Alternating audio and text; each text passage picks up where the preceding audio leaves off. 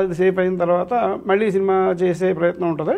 ఈలోపు మనోడు ఆది అనే సినిమా ఆయన చేసి బ్లాక్ బస్టర్ కొట్టారు. పెద్ద హిట్ అయింది కదా. పెద్ద హిట్ అయింది కాబట్టి ఆయనే మీకు సినిమా చేస్తాను సత్యనారాయణ గారు అందరూ వచ్చి ఆయన మీద పడి ఓ తెగ తిరిగి పెద్ద పెద్ద బుడ్డోళ్ళు ఫస్ట్ మీరు ఇద్దాం ఉంటున్నారు ఛాన్స్ ఫస్ట్. అది ఇంకా మా ఫ్యామిలీతో ఆయన మాకున్న అనుబంధం చాలా గట్టిగా ఉంటుంది. ఆల్మోస్ట్ ఆల్ ఫ్రెండ్ అంటే ఏజ్ గ్యాప్ కాబట్టి మా అబ్బాయిలు ఎలాగో నాకు వినాయక అంతే అంతే సినిమా ఇట్లా అంతే మా ఇంట్లోనే ఓకే అంతా కలిసే జర్నీ చేసేవాళ్ళం. సినిమా నేను చేస్తానని ఆయన అనేటప్పటికి అందరూ ఆయన అడుగుతున్నారు. ఆయన మనకు ఆయన చేస్తానంటున్నాడు. ఆయన చేత వేరే ప్లానింగ్ లేకుండా ఆయన చేసేలాగా ఆగిపోయాం.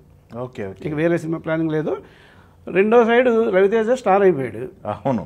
ఆయనతో కూడా తిరుగుతుండేవాడిని, బాబు ఓ సినిమా చేద్దాం అన్నా అని.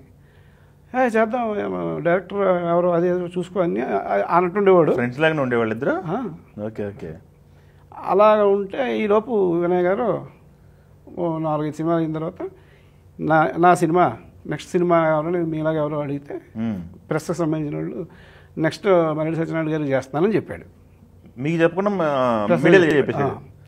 చెప్తే అది అన్నాడు. అదే ఆయన ఎవరు మన టీడీ వెంకటేశ్వరరావు